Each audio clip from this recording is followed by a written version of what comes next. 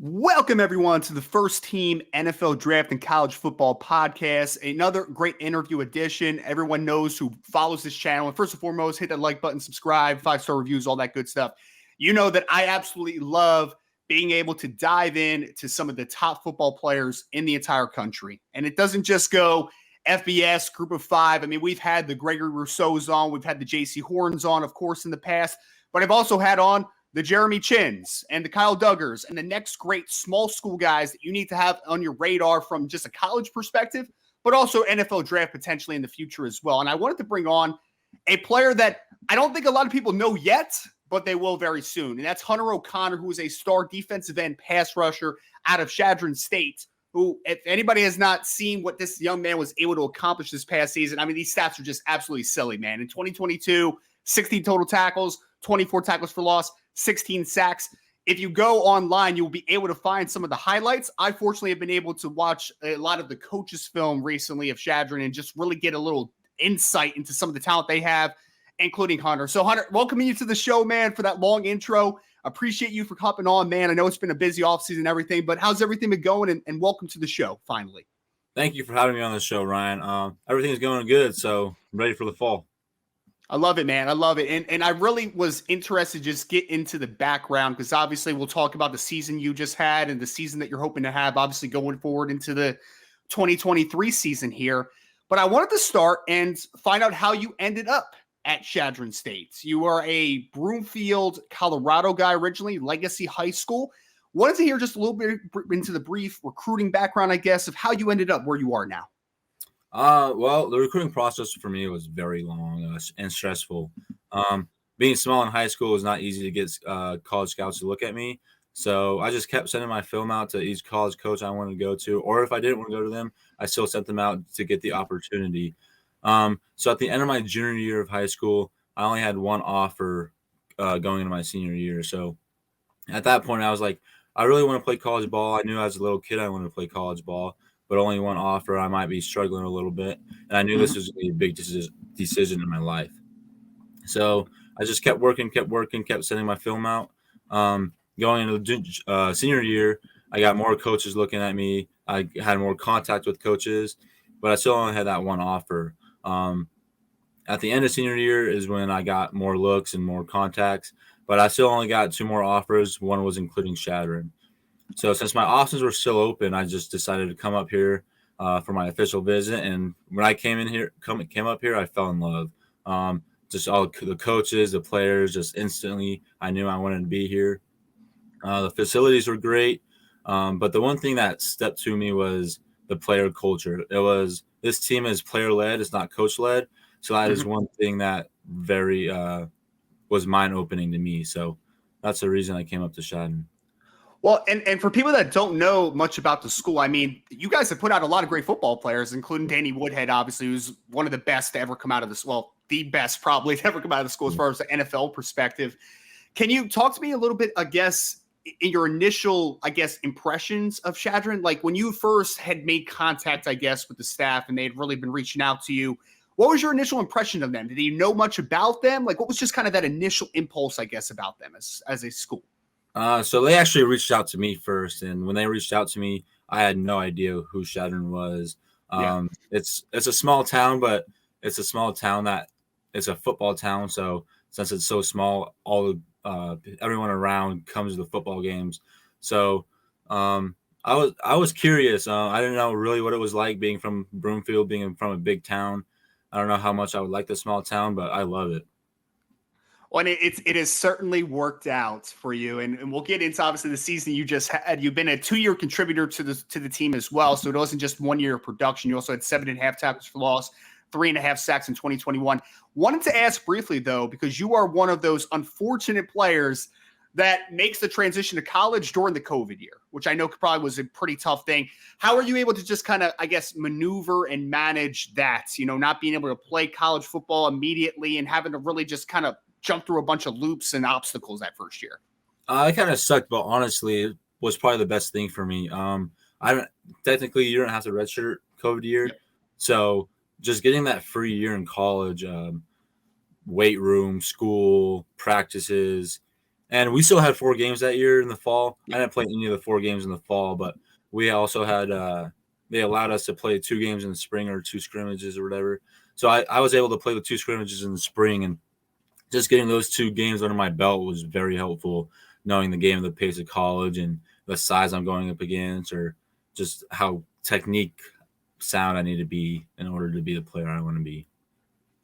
And like I said, obviously you had production in 2021 playing in 10 football games, but that production went to a whole other level, obviously, in 2022. Again, 24 tackles for loss, 16 sacks, one of the top sack artists and tackle for loss artists in all of college football. Like, forget about D2, forget about, other classifications in all of college football. Was that breakout something you were expecting, coming from a good player, obviously, in 2021 into one of the elite players of college football in 2022? Yes, I've been working every day. Going into my sophomore year, so 2 years ago, my very first year of college football. I knew I had the talent. I knew I had the skills to be a good defensive end in the RMAC, and just not the RMAC, but in D2 or all of college football. So yeah, I kind of expected it. My coaching staff put me in a great position to make plays this past year, so when they gave me the opportunity, I took full advantage of it. And obviously that season that you just had, again, I mean, that production just speaks for itself. But Hunter, just kind of taking, I guess, step back for a second and just full scope, just how proud are you of being able to accomplish what you accomplished last season, taking that rise to being one of the top players, not only on your level, but in all of college from a pass rushing perspective? I'm very proud of it. Obviously I'm not satisfied yet. I still got work to do. Still got a lot of people, show a lot of people who I really am and what kind of football player I am, but I'm very proud of the season I just had. And I believe you are now already, that was the school's all-time sack record, wasn't it? As a redshirt sophomore, however you want to kind of phrase yourself last year.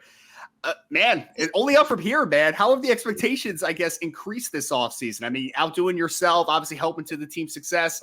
What has just kind of been your perspective this offseason about trying to even take your game to a higher level? I'm just trying to perfect my technique. That's all I can really do. Maybe get stronger and faster on the field and in the weight room. But if I perfect my technique, watch more film, it should and will go to a higher level.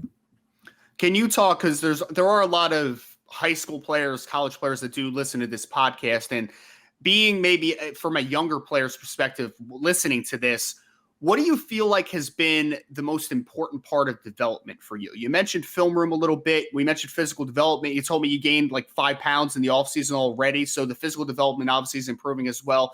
What are some key things that I guess have been a big help to you from a developmental perspective? And it can be from any area. I'd probably say the weight room. Coming out of high school, I was not a big guy. I was 215 maybe coming in my freshman year of college. That freshman year, I just hit the weight room, gained 20 pounds. I just kept hitting the weight room and eating healthy, honestly. If you eat bad food, it's not going to help if you keep hitting the weight room. But I'd say the weight room for sure. And as a pass rusher, you talked about the film side of things. When you're watching film, maybe of an opposing offensive tackle, let's say, or just an opposing offense in general, what are some key things that you're watching? Like, what are you trying to learn from maybe tendencies, if that makes sense? Probably the main thing is how light or heavy they are. If they're pretty heavy, it's going to be some type of run coming to me. And then if they're light, they might be going down block or pass set. And then just from that, gives you a lot of things. If they're light, you can kind of pin your ears back, knowing this might be a pass, but at the same time, we play run first, so we got to still play the run before the pass. So that's kind of a couple of things that help me. And I would love to hear if in that film, just analysis, if there are some NFL players that you love to watch. I know you're a Colorado guy, so like I'm getting flashbacks already to like Von Miller obviously was a great player for the Denver Broncos, DeMarcus Ware. Are there some guys that maybe you try to model your game after a little bit or just take little tidbits of their game for yourself? Oh, yeah, for sure. I like watching Von Miller, also the Bosa brothers. And then not when I was growing up, but sometimes I watch YouTube videos on him, is Lawrence Taylor. That's a great one. A little bit of a lighter built outside track guy, but a fantastic player. Yeah. So kind of, finishing up this interview a little bit, Hunter, I just kind of want to talk about what the goals are for 2023? And you already talked a little bit about, just kind of perfecting your technique and staying within yourself. But from a goal perspective, being goal-oriented for a second, what are some goals that you have? It could be from an individual perspective, from a defensive perspective, team perspective, however you want to take it. What would make 2023, I guess, a success in your eyes? I would say team-wise first. Always our goal is to go to the RMAC, win the RMAC, put ourselves in great position for the D2 playoffs. So that's always our team goal. Our coaches always say 1-0 mentality. So you want to go 1-0 in that rep, and if you don't win that rep, come back and don't focus on that last rep. Focus on the rep ahead of you.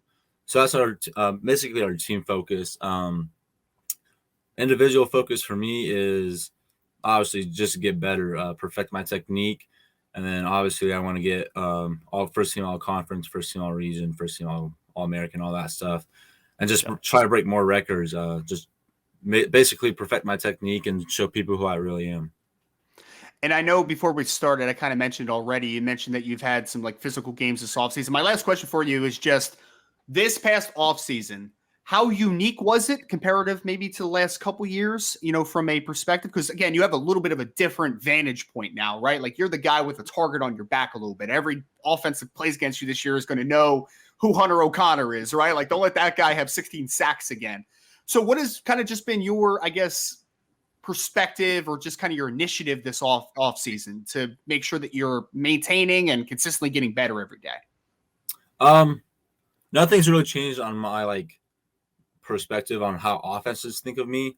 It's just changed how I think of myself. So I'll just go to the field and perfect my technique, like I was saying, hit the weight room as hard as I can. There's not many days off for me, so I just try to go and go and go. But yeah, that's basically it. I love it. Again, joined by Hunter O'Connor, star pass rusher out of Chadron State. Make sure, if you all haven't been able to see him, there's a highlight film that you can find on YouTube. There's a highlight film, I think, attached to Hunter's profile as well. So make sure you go just check out and make sure you keep your eyes open to everything that him and the team are going to be doing heading into 2023. Hunter, I appreciate you again, man. Getting a little bit of glimpse into your backstory, a little bit of your preparation, and best of luck on the season, man. And thank you so much for joining the show today. Thank you, Ryan. Thanks for having me.